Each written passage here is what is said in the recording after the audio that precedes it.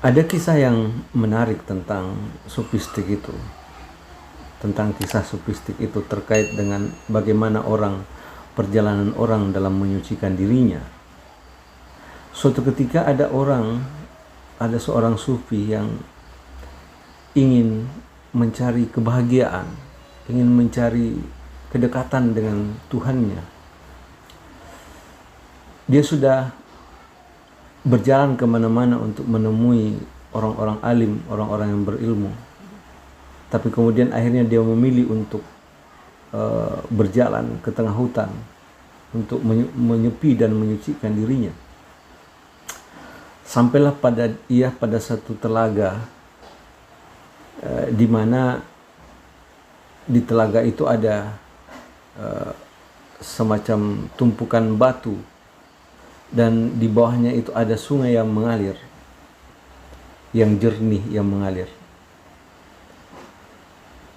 Karena lamanya perjalanan, orang itu kemudian kehausan dan dia begitu bahagia melihat aliran air yang jernih itu di bawahnya, tapi dia tidak mampu menggapainya. Akhirnya dia duduk di atas tumpukan batu itu sambil terus menyaksikan aliran sungai yang jernih itu, karena dia merasa walaupun cuma memandangi aliran air itu, dia sudah merasa bahagia dan menemukan kebahagiaan, walaupun dia juga belum memastikan bahwa itulah kebahagiaan yang dia cari. Kemudian di tengah, pada saat dia duduk itu, dia kemudian mengambil batu itu satu persatu yang dia duduki itu, membuangnya ke aliran sungai itu. Dan pada saat dia membuang batu itu, terdengar suara percikan air. Nah, suara percikan air itu terdengar begitu indah di telinganya, sehingga dia terus membuang batu itu ke bawah. Kemudian tiba-tiba ada orang yang lewat. Kemudian orang itu kemudian bertanya, "Wahai fulan, kenapa engkau duduk di situ dan membuang batu itu terus-menerus ke bawah sungai?" Kemudian sang sufi ini berkata bahwa ada dua hal yang saya dapatkan dengan duduk di sini dan membuang batu-batu ini. Yang pertama itu, rasa haus saya hilang. Saya merasakan kebahagiaan dengan membuang batu-batu ini ke sungai. Saya merasakan kebahagiaan, rasa haus saya terasa hilang mendengarkan suara percikan air yang ditimpa oleh batu.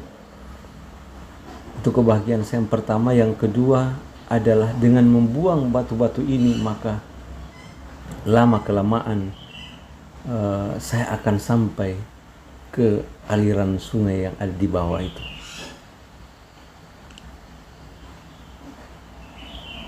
Apa yang ditangkap dari kisah ini adalah bahwa dalam perjalanan kita menuju Tuhan itu, kita harus terus menggerogoti diri kita, membuang batu-batu kemunafikan, batu-batu kesombongan yang ada dalam diri kita. Kita buang ke sungai.